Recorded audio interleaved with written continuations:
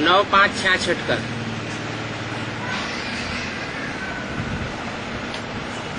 बात चल रही थी, बच्चे बाप की याद में बैठे हैं। यह श्रीमत अर्थात श्रेष्ठ मत मिली हुई है। याद की यात्रा बहुत मीठी है।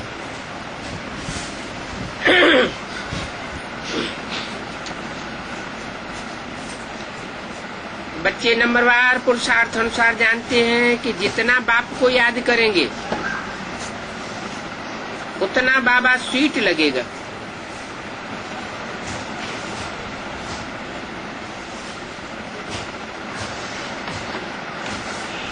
याद का बैलेंस बढ़ता जाएगा और बाबा की स्वीटनेस अनुभव होती जाएगी, क्योंकि सैक्रीन है ना। एक बाप ही प्यार करते हैं, बाकी तो दुनिया में सब मार देते हैं। क्यों? ऐसा किस लिए? क्योंकि बाप सुप्रीम सोल में देहभान नहीं है, और जो भी मनुष्य मात्र है सब में देह भान आता है। देह भान की मार सारी दुनिया को अनुभव होती है। दुनिया सारी एक दो को ठुकराती है ना। बाप प्यार करते हैं तो उन बाप को तुम बच्चों ने ही जाना है, और कोई जानते भी नहीं है।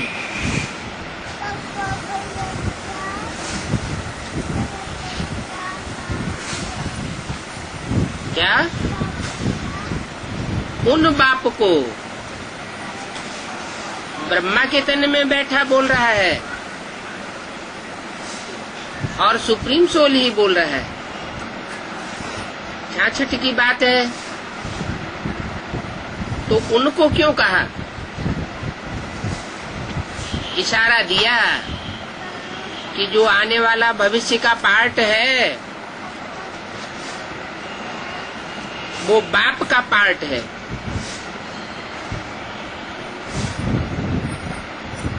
उनको सिर्फ तुम बच्चों ने जाना है। बाप तो इमर्ज करके बोलते हैं। बाप कहते हैं जो मैं हूँ और जैसा हूँ, और मैं कितना बड़ा हूँ बताओ। हमारा बाप कितना बड़ा है? कोई बच्चे ने कहा बिंदी, तो वंडरफुल बात है ना। है बहुत बड़ा बाप, लेकिन है बिंदी। परमपिता परमात्मा पतित पावन तुम्हारा बाप कितना बड़ा है? तो कहते बिंदी है, और तो कोई जानते ही नहीं। बच्चे भी घड़ी घड़ी भूल जाते हैं। कहते हैं भक्ति मार्ग में तो बड़ी बड़ी चीजों की पूजा करते थे, बड़े बड़े शिवलिंग बनाते थे,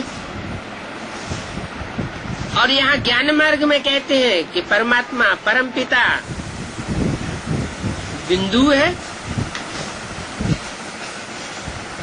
अब बिंदु को याद कैसे करें?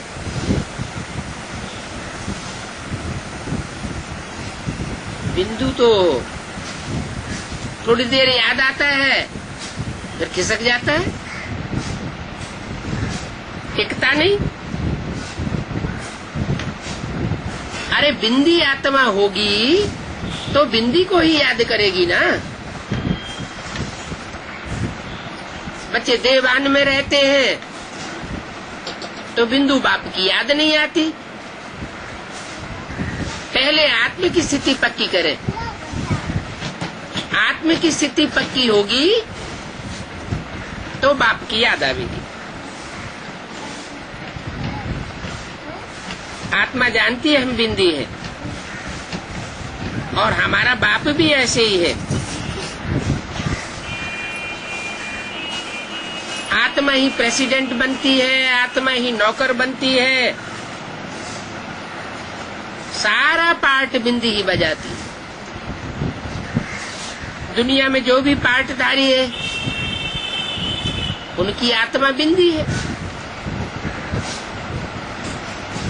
लेकिन बाप है सबसे जास्ती स्वीट। उस बाप को सब याद करते हैं, कहते हैं हे पतित पावन दुख हरता सुख करता आओ।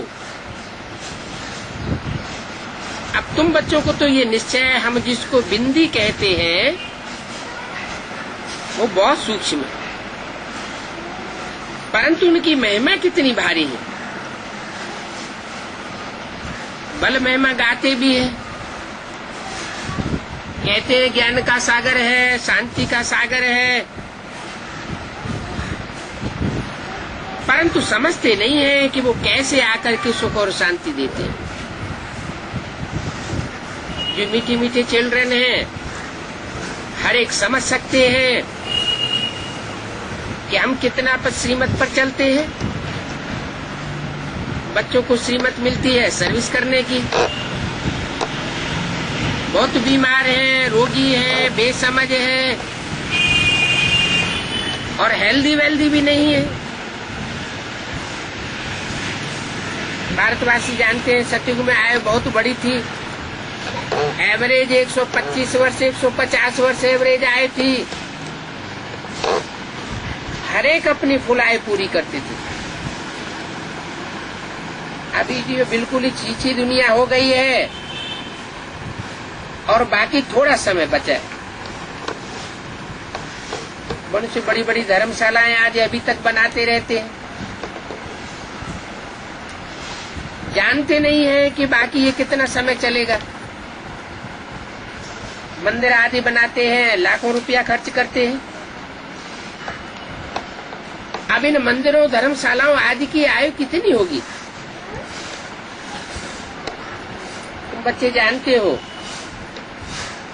कि अभी ये मकानात तो टूटे कि टूटे। तुमको बाबा मकान आदि बनाने के लिए कब थोड़े ही कहते हैं।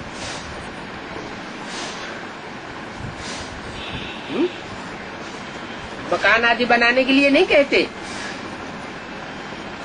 नहीं कहते हैं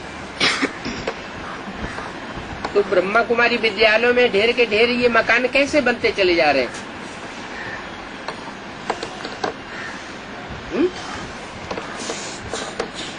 बाबा नहीं कहते कि ये डायरेक्शन किसका आता है। बाबा तो कहते अब तुमको कोई प्रॉपर्टी नहीं बनानी, प्रॉपर्टी सब धूल में मिलने वाली है। अभी भी देखते हैं कि प्रॉपर्टी की कीमत कम होती जा रही है।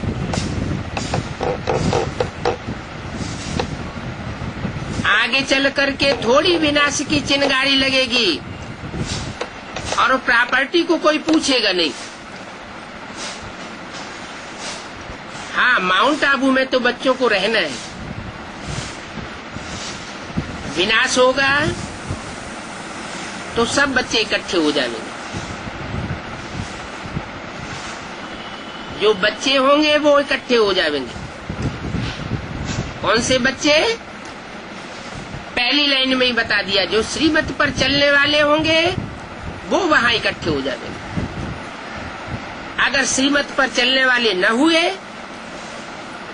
तो भाग जाएंगे। अव्यक्तवाणी में बोल भी दिया, मधुबन वालों को मधुबन छोड़ना पड़ेगा, ज्ञान सरोवर वालों को ज्ञान सरोवर छोड़ना पड़ेगा और गीता पाठशाला वालों को गीता पाठशाला ही छोड़नी पड़ेगी। तो मधुबन छोड़ छोड़ के चले जाएंगे। उनके लिए ये भी बताया कि अटेंडम ये सब होगा, ताला भी नहीं लगाने देंगे।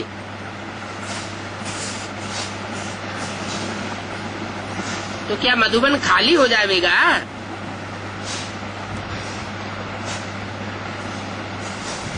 खाली हो जाएगा या बाप के बच्चों से भरपूर हो जाएगा?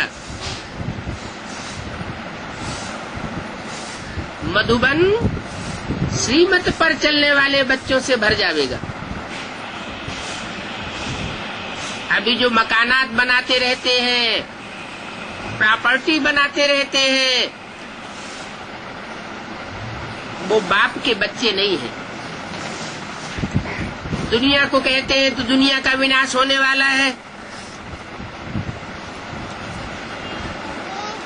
और खुद क्या करते हैं? प्रॉपर्टी बनाते रहते, कंक्रीट के मकान बनाते रहते हैं।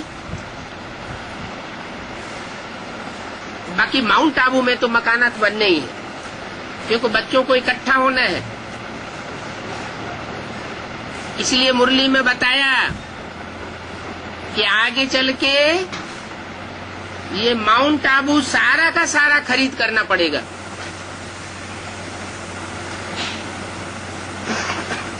क्योंकि बहुत बच्चे आकर के इकट्ठे होंगे, तो वो बच्चे वही बच्चे होंगे जो श्रीमत पर चलने वाले होंगे। श्रीमत से सदगति और मनुष्य मत से दुर्गति। तो बाबा मकान आदि बनाने के लिए नहीं कहते हैं तुम अपने ही घर में एक कमरे में हॉस्पिटल कम यूनिवर्सिटी बनाओ। माने जिस मकान में रहते हो, चाहे किराए का मकान है चाहे अपना मकान है, भले पुराना मकान है, उसी की थोड़ी रिपेयरिंग करके उसमें यूनिवर्सिटी कम हॉस्पिटल खोल सकते हो। तुमको मकान आदि कुछ बनाने, पैसा खर्च करने के लिए कब नहीं कहते।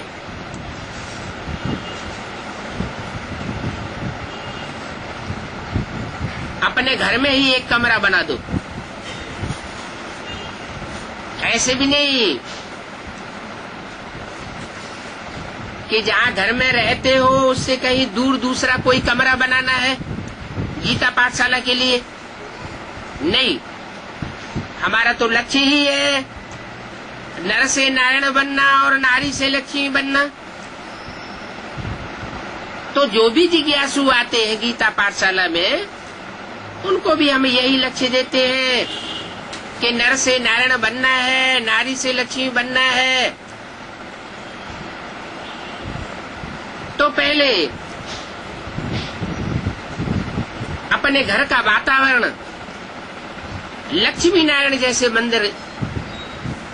मंदिर में जाते हैं कितनी शांति मिलती है। तो मंदिर का वातावरण बनाना है। नर से नारायण बनने का पुरुषार्थ करना है। वाइब्रेशन मंदिर का बनाना है और दूसरों को भी यही लक्ष्य देना है कि हम नर से नारायण बने। अलग से कमरे की कोई दरकार नहीं है, बिगर कोई खर्चा हेल्थ वेल्थ हैप्पीनेस सिटीजन के लिए लेना है।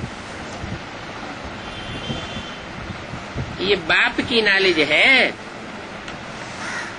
इसमें कौड़ी पाई का भी खर्चा नहीं है। गीता पाठशाला चलाने में कोई खर्चा है क्या?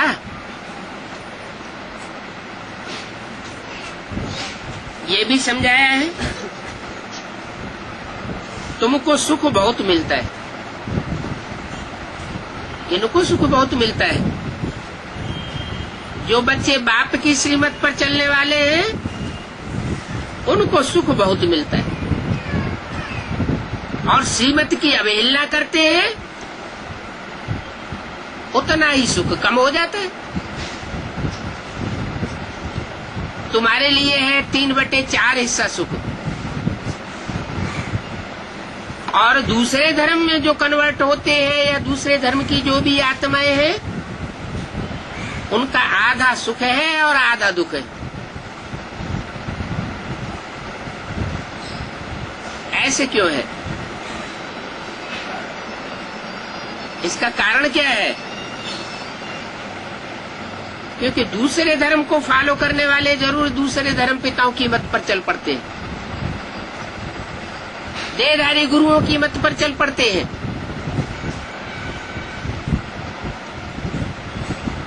उनकी मत है नीचे ले जाने वाली, गड्ढे में गिराने वाली, दुख सहन कराने वाली। और बाप की मत है जन्म जन्मांतर का सुख कराने वाली। सुख माना सदगति और दुख माना दुर्गति। इसलिए बाबा ने स्लोगन बनवाया कि घर घर में ये स्लोगन टंगा रहना चाहिए, श्रीमत से सदगति और मनुष्य मत से दुर्गति। अनेक मनुष्य गुरुओं से दुर्गति, एक सदगुरु निराकार से सदगति। तो मनुष्यों की बुद्धि में बैठे कि वो एक कौन है जिसकी मत से सारी दुनिया की सदगति होती है। तुम जब तमो प्रधान बनते हो तब तुमको जास्ती दुख होता है। न आदि में और न सृष्टि के मध्य में तुमको जास्ती दुख महसूस होता है। तो वो भी ठीक है, जब तक जास्ती दुख नहीं होगा तो जास्ती सुख भी नहीं होगा। तो नीचे तो सबको गिरना है, लेकिन कोई आत्मा ऐसी होती है जो बहुत जल्दी नीचे गिरने लग पड़ती है, और कोई ऐसी होती है कि लास्ट जन्म में आकर के नीचे गिरती है। जैसे बोला है कोई बच्चे 82-83 जन्म भी सुख में रहते हैं, इसका मतलब अंतिम जन्म में आकर के दुख भोगते हैं। तो ये अंतर कैसे हुआ कि कोई आत्मा द्वापर के आदि से ही नीचे गिरने लग पड़ती है और कोई आत्मा कलयुग के अंत तक भी अपने को नियंत्रित करके रखती है। इन बातों का फाउंडेशन कहाँ पड़ता है? वो फाउंडेशन का पीरियड कौन सा है, वो शूटिंग पीरियड कौन सा है? यही संगम युग। संगम युग में बाप का बच्चा बनने के बाद जो बच्चे अपने को कंट्रोल करते हैं श्रीमत पर चलने के लिए,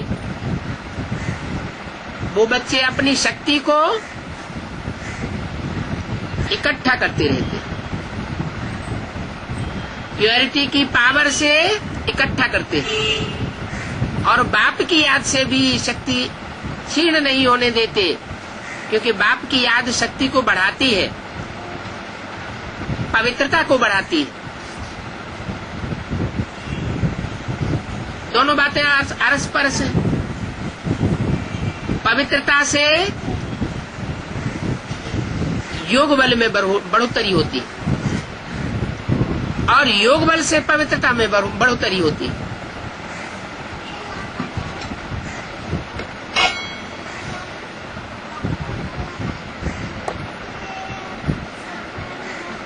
तो बताया तुम जब तमो प्रधान बनते हो तो जास्ती दुख मिलता है। जितना जितना तमो प्रधान बनते जावेंगे उतना दुनिया में दुख बढ़ता जाएगा। माना क्या कलयुग में सब दुखी होते हैं? आज की दुनिया में क्या सभी मनुष्य आत्माएं दुखी है? कुछ ऐसी भी तो मनुष्य आत्माएं देखी जाती है जो बहुत सुखी है, तन से भी स्वस्थ है, मन से भी स्वस्थ है, धन से भी भरपूर हैं, समय भी उनके पास बहुत होता है मौज मस्ती उड़ाने के लिए, संबंधियों से भी सुखी है, संपर्की और जो संसर्गी लोग हैं उनसे भी बहुत सुखी है।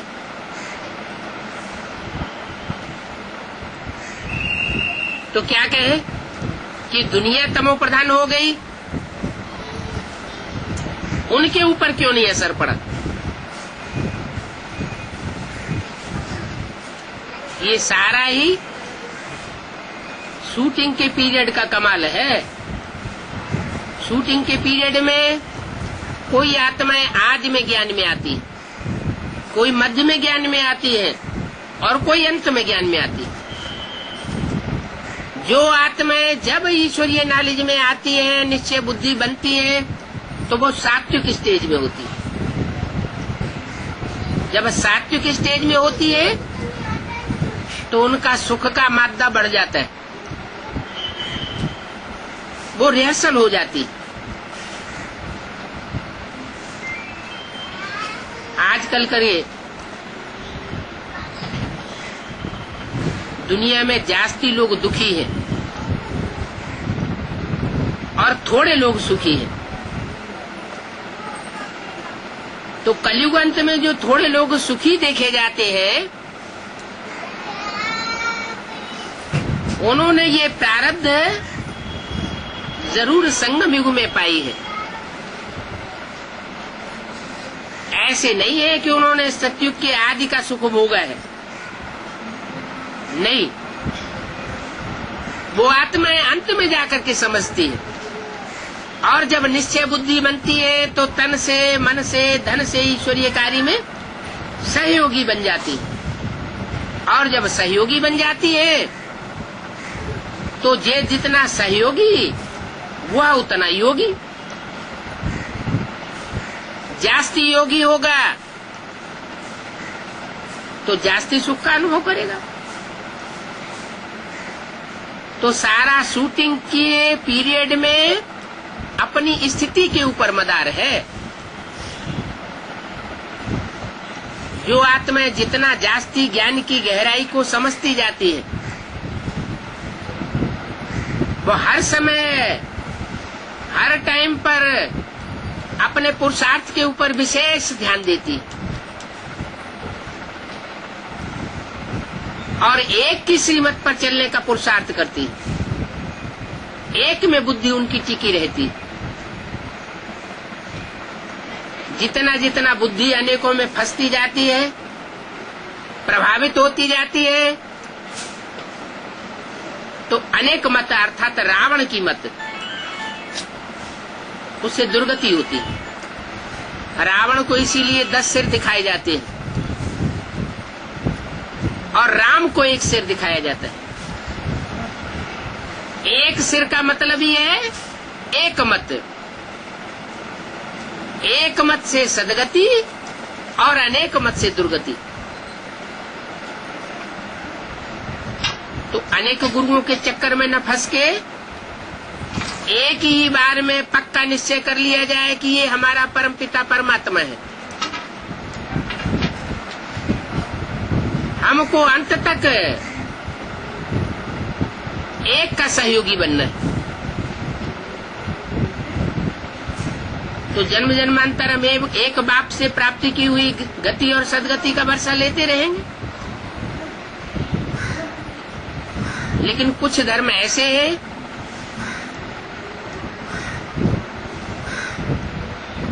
जो व्यभिचारी बनते हैं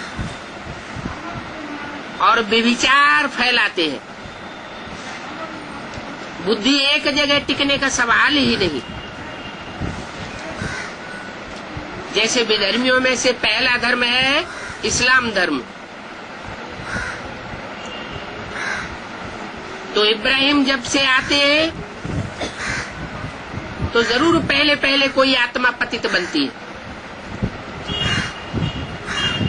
जिसमें उनको प्रवेश करना है।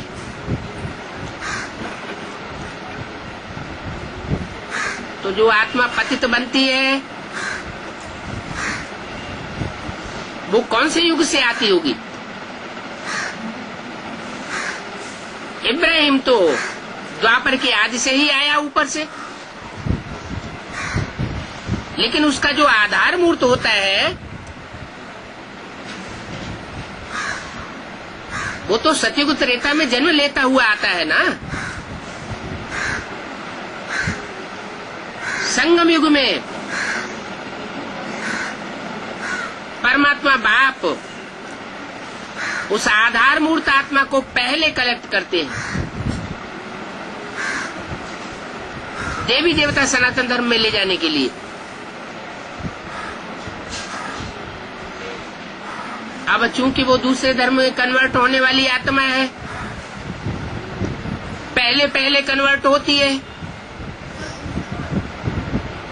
तो पहले पहले कन्वर्ट होने के कारण वो जन्म जन्मांतर जास्ती विविचारी बनती जाती है। विविचारपने के संस्कार हैं, अनेक मतों पर चलने के संस्कार हैं, इसलिए वो तीव्रता से नीचे गिरती है। द्वापर युग शुरू हुआ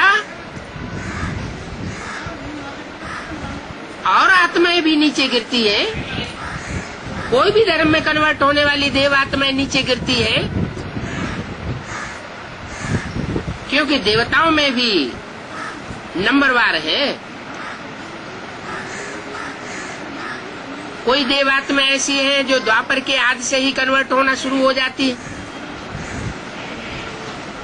कोई देवात्मा ऐसे है जो अंतिम जन्म में जाके कन्वर्ट होती है, और कोई ऐसी है जो आदि से अंत तक कन्वर्ट होती नहीं। तो ज्यादा पतित कौन बनेगी? जो आदि से ही कन्वर्ट होना शुरू हो जाते हैं वो जास्ती नीचे गिरते हैं।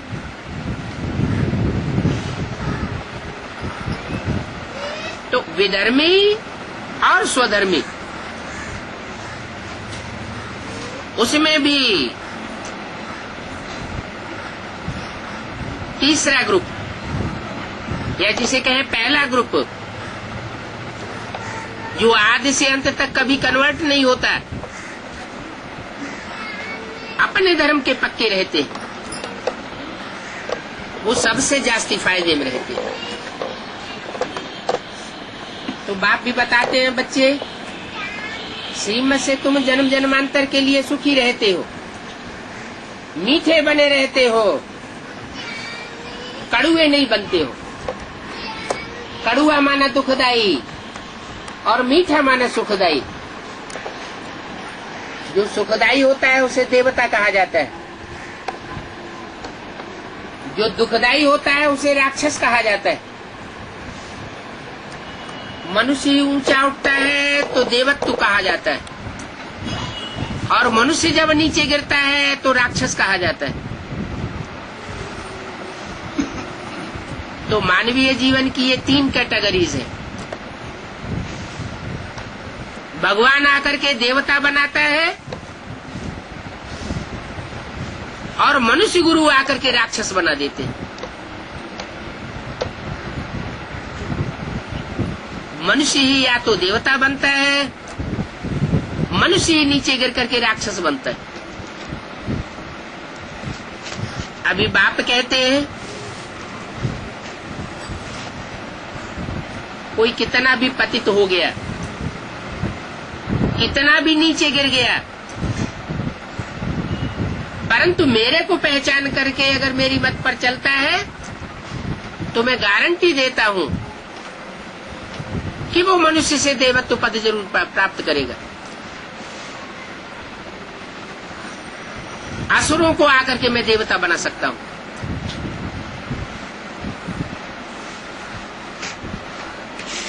इस जन्मों के लिए हेल्थ, वेल्थ, हैप्पीनेस कंप्लीट देता हूं, और 21 जन्मों के आधार पर 63 जन्म द्वापर और कलयुग में भी प्राप्ति के संस्कार आत्मा में नुदे हुए होते हैं। सतयुग त्रेता में कोई पुरुषार्थ करने की दरकार नहीं होती, वहां तो प्रारब्ध का युग है। लेकिन द्वापर कलयुग में आत्मा में जो संस्कार होते हैं पुरुषार्थ करने के, वो संस्कार देखे जा सकते हैं। कोई कोई ऐसे भी पुरुषार्थी देखे गए हैं हिस्ट्री में कि एक ही जन्म में वह सिपाही से ऊंचे बढ़कर के सम्राट बनकर के बैठ गए। तो ये नीचे स्तर से बढ़कर के ऊंचे स्तर तक पहुंचने का संस्कार आत्मा ने कहाँ धारण किया? संगम युग में आत्मा धारण करती। सारे ही संस्कार संगम युग में पड़ते हैं। कोई तो ऐसे हैं सन 36-37 से पुरुषार्थ कर रहे हैं और अब तक भी पुरुषार्थी हैं। उनसे पूछा जाता है कि सहज राजयोग की अनुभूति कितनी होती है?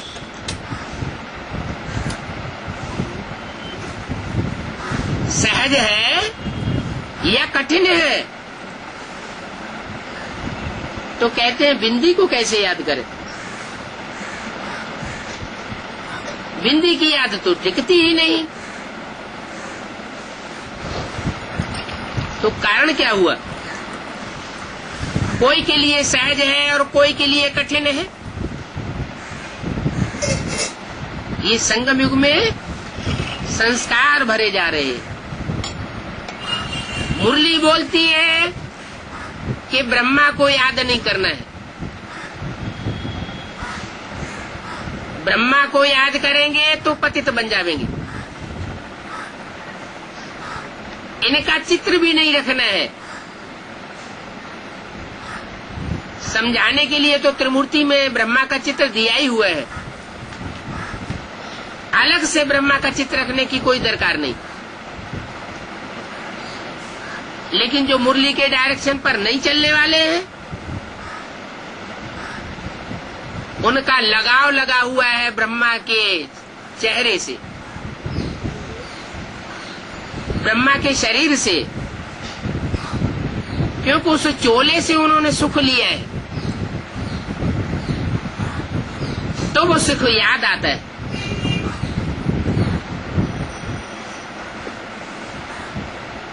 वो जो सुख याद आता है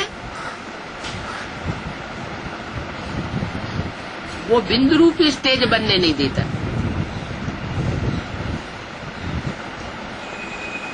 मुरली में डायरेक्शन बाबा ने दिया है तो जरूर उसमें कोई विशेष बात है, रहस्य की, कि ब्रह्मा को याद करने से घाटा क्यों आता है।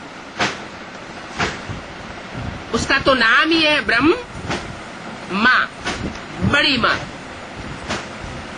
जो भी फीमेल चोले हैं या जो भी फीमेल पार्टधारी हैं, उन पार्टधारियों में सबसे जास्ती फीमेल तत्व का पार्ट बजाने वाली।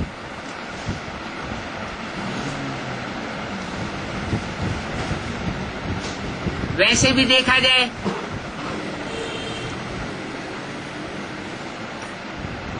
तो आज की दुनिया में माताएं सबसे जास्ती दुख सहन करती हैं।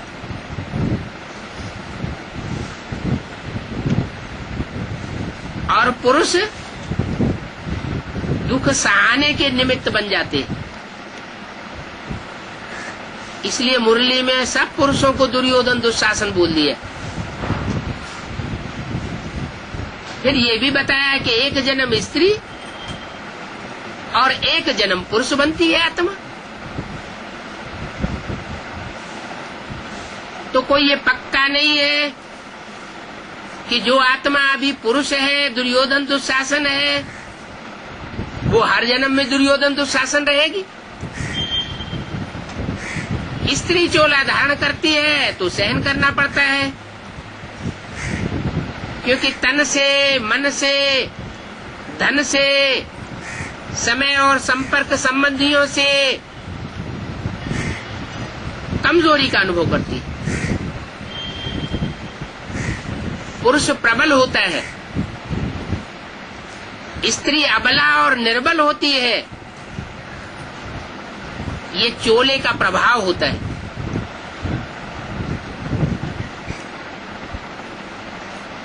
फीमेल और मेल, जैसे वायर होता है बिजली का, एक वायर धनात्मक और दूसरा वायर ऋणात्मक।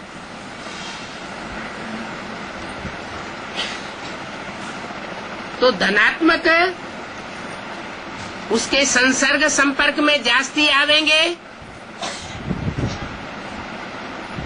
तो बिजली कौंध जावेगी, और ऋणात्मक के संसर्ग संपर्क में आवेंगे तो शक्ति क्षीण होगी। ऐसे ही ब्रह्मा का पार्ट, बड़ी मां का पार्ट, वास्तव में ये ब्रह्मा तुम्हारी जगदम्बा है, लेकिन माता को याद करने के लिए मुरली में कभी नहीं बोला। पुरुष का पूरक है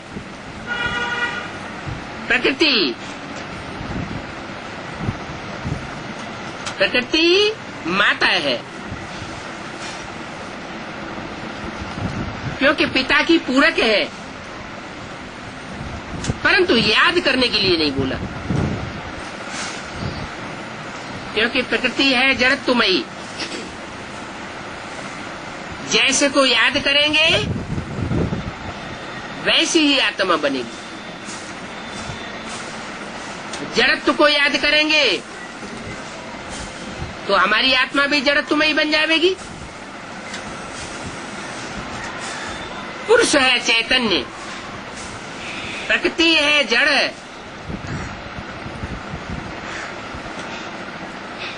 जड़ और चेतन दोनों के मिलाप से ये सृष्टि चलती है। लेकिन उत्थान कैसे होता है और पतन कैसे होता है? जैसे जैसे प्रकृति में पोल्यूशन बढ़ता जाता है, वैसे वैसे सृष्टि का पतन होता जाता है।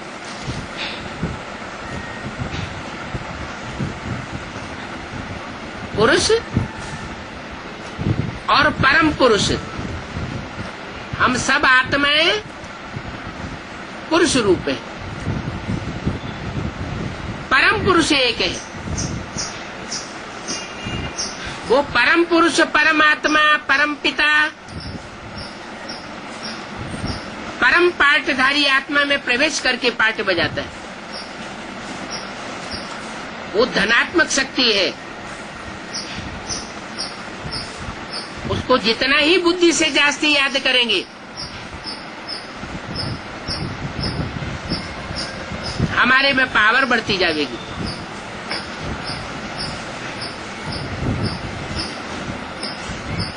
लेकिन कमजोर आत्माएं होती हैं,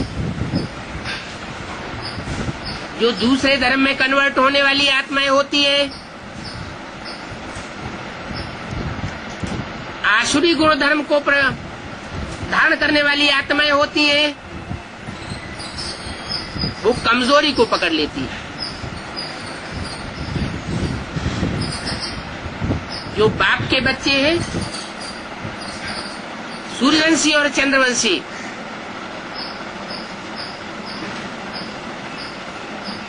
वो भी दो प्रकार के। सूर्यवंशी अटल है और चंद्रवंशी थोड़े लूज है। ज्ञान चंद्रमा ब्रह्मा अर्थात माता, ज्ञान सूर्य अर्थात पिता।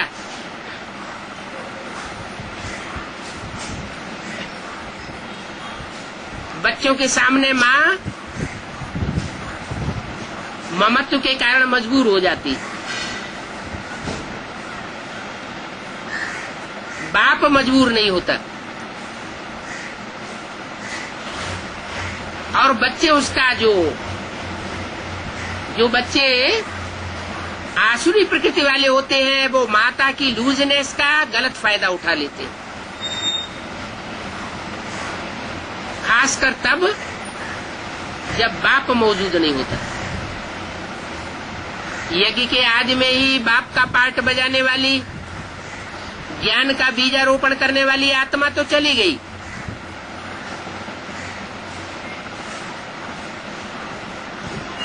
माँ के रूप में पार्ट बजाने वाले ब्रह्मा के रूप में सारा कारोबार का भार आ गया।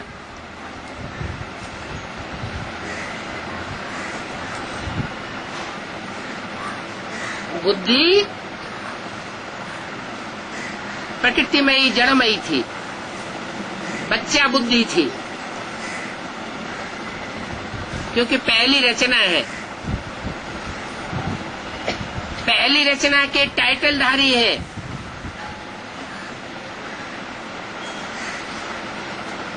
ब्रह्मा,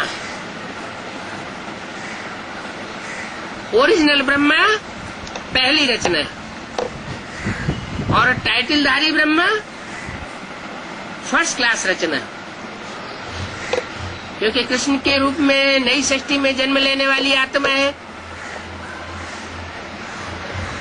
तो जो रचना होती है वो रचयिता के मुकाबले पावरफुल नहीं होती,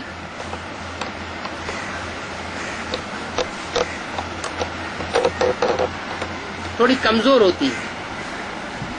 जब तक बाप समान पुरुषार्थ न बन जाए तब तक।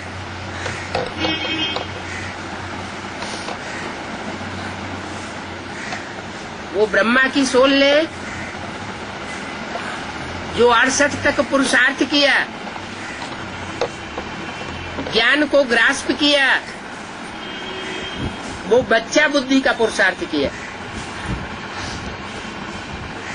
क्योंकि ज्ञान की गहराई को माँ का पार्ट अथवा बच्चे का पार्ट उतना नहीं पकड़ता जितना बाप पकड़ता है। बाप होता है बाहर की दुनिया में घूमने वाला, और माँ होती है चार दीवारी के अंदर रहने वाली। बुद्धि का उतना विकास नहीं होता,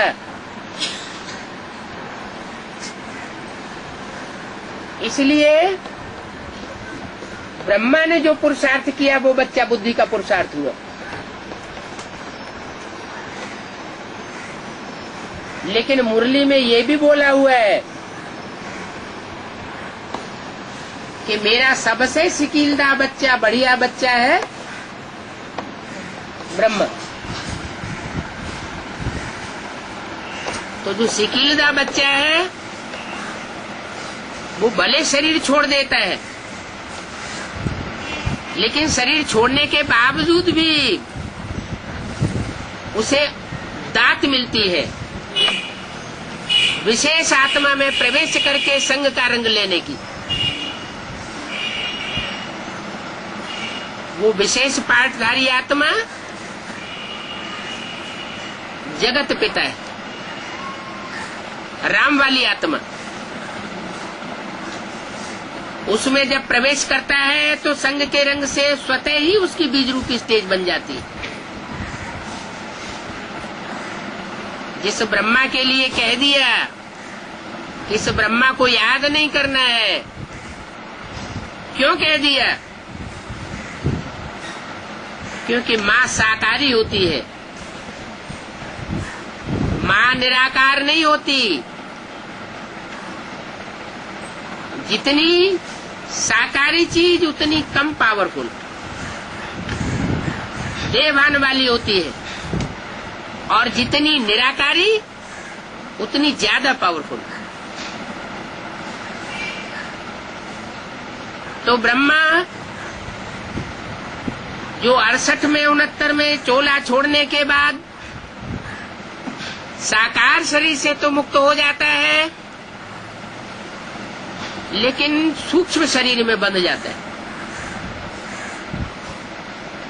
वो सूक्ष्म शरीरधारी आत्मा भी जब राम के चोले में प्रवेश करती है तो बीज रूप स्टेज धारण कर लेती है। और वो जितनी पावरफुल बनती है उतनी पावर 500 करोड़ मनुष्य आत्माओं में से और कोई भी नहीं धारण कर पाती।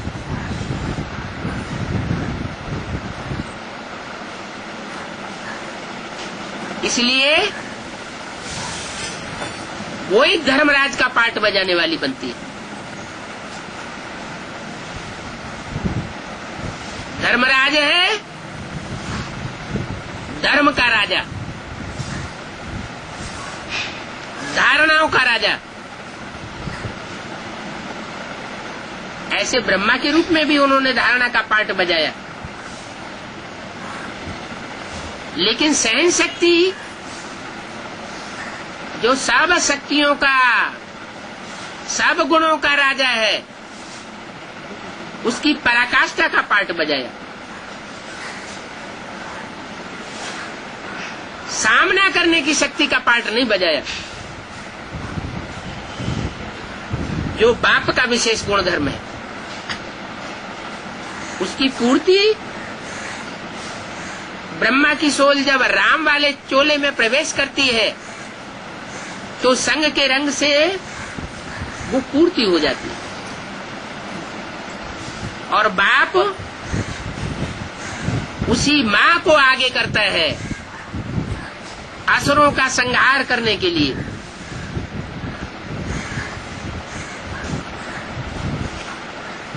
क्योंकि ब्राह्मणों की दुनिया में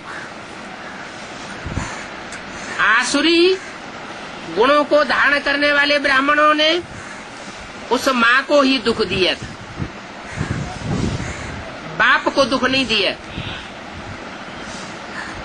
और बाप दुख लेता भी नहीं। तो जो मां दुख का बंधन बांधती है बच्चों के साथ,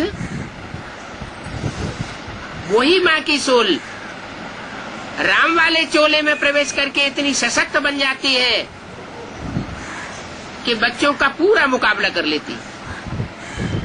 शेरनी शक्ति का पार्ट बजाती है। और फिर उस रूप की पूजा होती है ब्रह्मा की जगदम्बा के रूप में। ब्रह्मा के रूप में पूजा नहीं होती, जगदम्बा के रूप में पूजा होती है।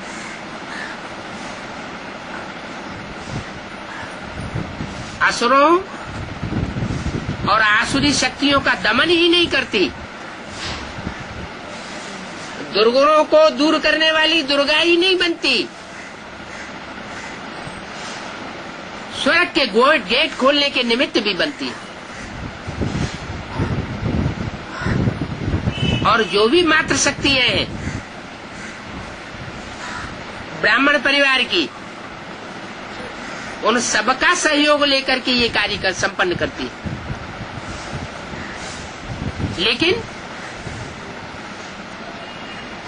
लेकिन क्या?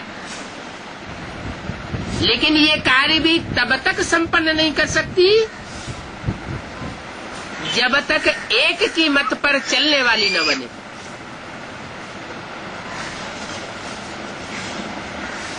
अनेक बच्चों से प्रभावित होकर के जब तक चलती है तब तक माता की दुर्गति होती है,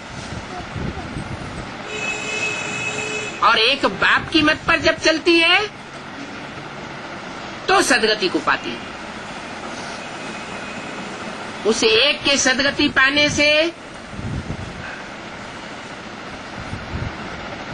सारी दैवी सृष्टि, मनुष्य सृष्टि सुखी हो जाती।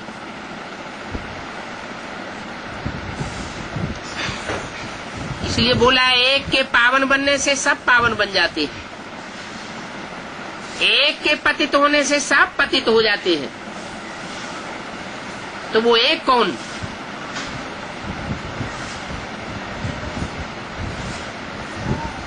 जिसके ऊपर सारा मदार है,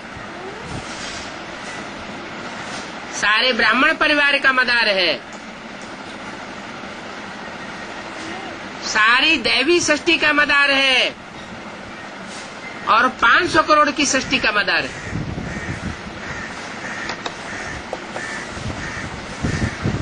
वो है एकमात्र शक्ति। माता, ओ माता, तू है जग की भाग्य विधाता। दाढ़ी मूछ वाला ब्रह्मा नहीं भाग्य विधाता है, वो मात्र शक्ति भाग्य विधाता बनती। उसमें भी भाग्य को विधान करने वाली ब्रह्मा की सोल है। जो ब्रह्मा की सोल बीज रूप स्टेज धारण करने के बाद बहुत पावरफुल बन जाती है। जो आज तक कोई कार्य मनुष्य गुरु नहीं कर सके, वो कार्य परम पिता परमात्मा मात्र शक्ति के द्वारा कराते।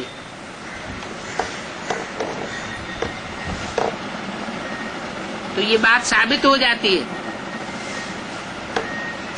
कि श्रीमत पर चलने वाले बच्चे प्राप्ति करते हैं और प्राप्तियां कराने के निमित्त बनते हैं। शिक्षा खुद भी लेते हैं और दूसरों को शिक्षा दिलाने के निमित्त बनते हैं। नहीं तो सारी दुनिया अनेकों मनुष्य गुरुओं के चक्कर में फंसी हुई है। न एक को पहचानती है, न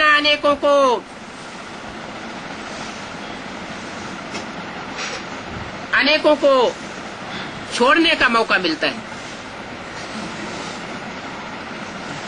अनेकों में फंसते जाती है बुद्धि, तो बुद्धि चकनाचूर होती जाती है।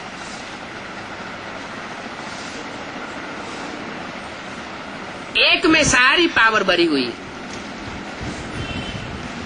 लेकिन उस एक को पहचानना बहुत जरूरी है। ये पहचान में भी गड़बड़ हो जाता है। इसलिए बाप कहते हैं, मैं जो हूँ, जैसा हूँ, जैसे रूप में पाठ बजाए रहा हूँ, साथ में रहने वाले भी मेरे को नहीं जान पाते। बोलते हैं कोई विरले जानते हैं, विरले जानते हैं, लेकिन साथ में रहने वाले नहीं जानते हैं। ऐसे नहीं कि सब नहीं जानते, कोई कोई ऐसे हैं जो साथ में भी रहते हैं लेकिन फिर भी नहीं पहचान पाते। क्योंकि साथ में रहते हुए भी अगर कोई दूसरों की मत पर चलता रहे, देखने में ये आता है कि सरेंडर है, कंधे पे चढ़ा हुआ है, लेकिन मन बुद्धि से दूसरों को फॉलो करता है। भले मधुवन में रहा पड़ा है, लेकिन मन बुद्धि बाहर की ओर भागती है, तो पावरफुल बनेगा या कमजोर बनेगा? कमजोर ही होता जाएगा। तो यही बात है। कोई जरूरी नहीं है कि जो साथ रहने वाले हैं वो बाप को पूरा जानते हैं, इसलिए साथ रहते हैं।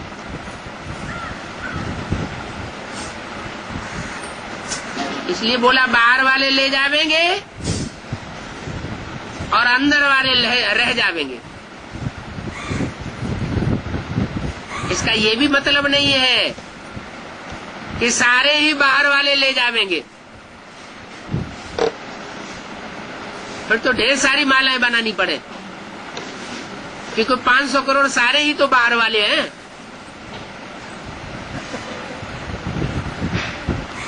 और ये भी मतलब नहीं है कि अंदर वाले सारे ही रह जावेंगे। अंदर वालों में भी कोई पहचानने वाले हैं। अगर अंदर वालों में पहचानने वाले न हो तो धर्मराज की सजाएं जो बिल्कुल नहीं खाते, धर्मराज की पिटाई से बिल्कुल महफूज रहते हैं, वो कैसे निकलेंगे?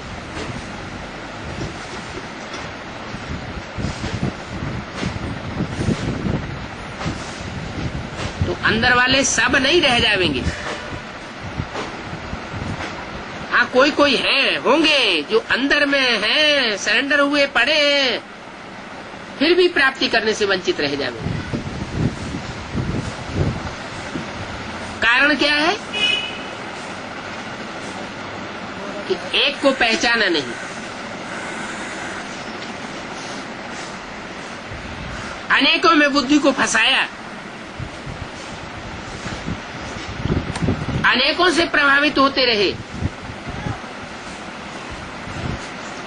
तो प्रभावित होने के कारण प्रजा बनने की शूटिंग करते रहते।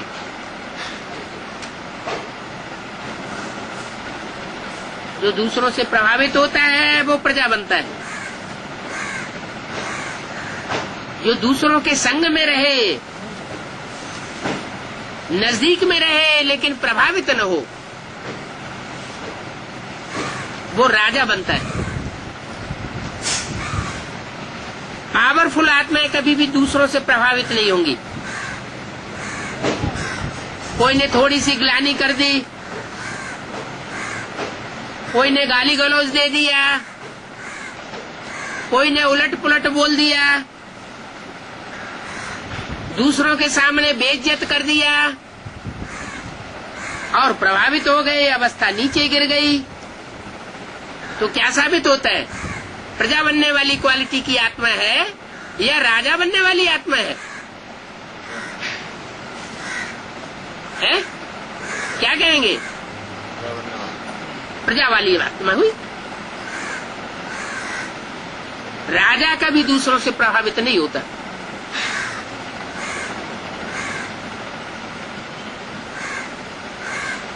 तो अपने पुरुषार्थी जीवन में ये विशेष ध्यान रखने की बात है। कहीं हम दूसरे की ग्लानि से प्रभावित तो नहीं हो जाते।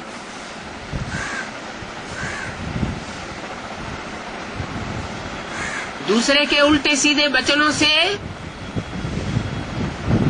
हमको घाव तो नहीं लग जाते।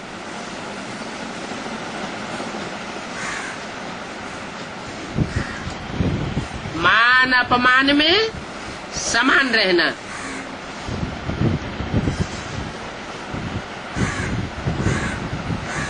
उसको कहेंगे पावरफुल आत्मा।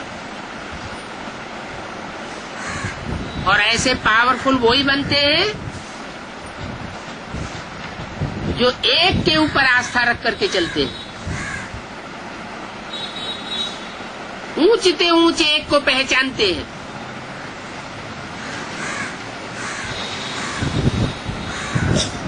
वो ऊंचते ऊंच भी बड़ा रमतू रमजबाज है।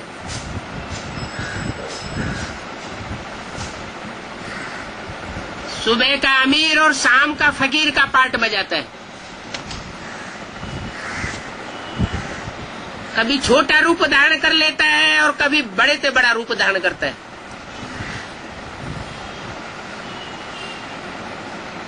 कभी श्याम ते श्याम पार्ट बजाता है, कभी गोरे ते गोरा पार्ट बजाता है।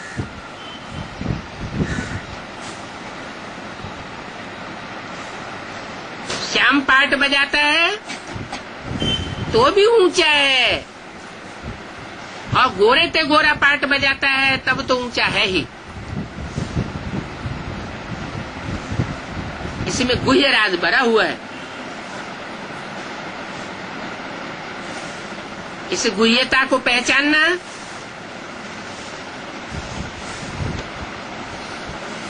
यही ज्ञान का रहस्य।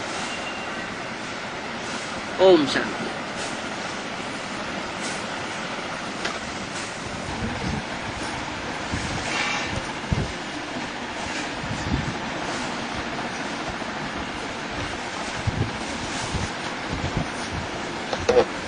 और आजकल विशाखापट्टनम में कोई सर्विस का रिजल्ट नहीं आ रहा है।